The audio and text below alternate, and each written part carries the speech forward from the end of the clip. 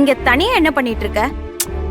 இந்த ஆனந்தி ஏதோ புத்திசாலித்தனமா பண்றதா நினைச்சு அவ தப்பு மேல தப்பு பண்ணிட்டு இருக்கா. நமக்கு புரியுது, அவளுக்கு புரிய மாட்டேங்குதே. என்ன பண்ண சொல்ற? ஆஹா, நாம ஏதாவது பண்ணிதான் ஆகணும் ஜெயந்தி.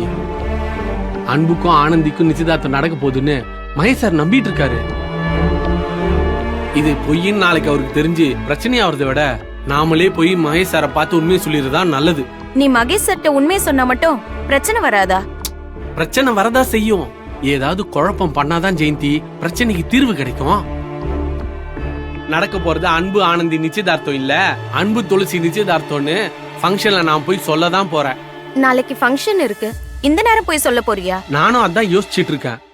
மகேஷ் சார் நாளைக்கு ஃபங்க்ஷன்ல அன்பு ஆனந்தி நிச்சயதார்த்தத்தை சொல்ல போறேன்னு சொல்லியிருக்காரு. மகேஷ் சார் அது சொல்றதுக்குள்ள அன்பு ஆனந்தியோ எதையாவது யோசிச்சு மகேஷ் சார் மனச மாத்திருவாங்க.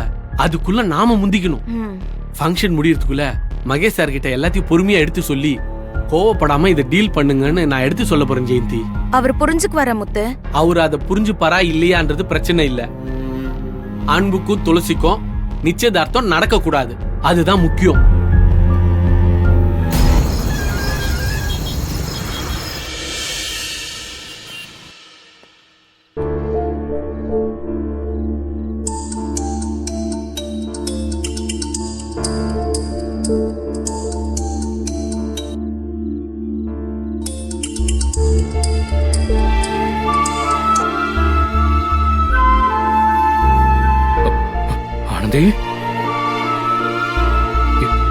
எப்படி இருக்க?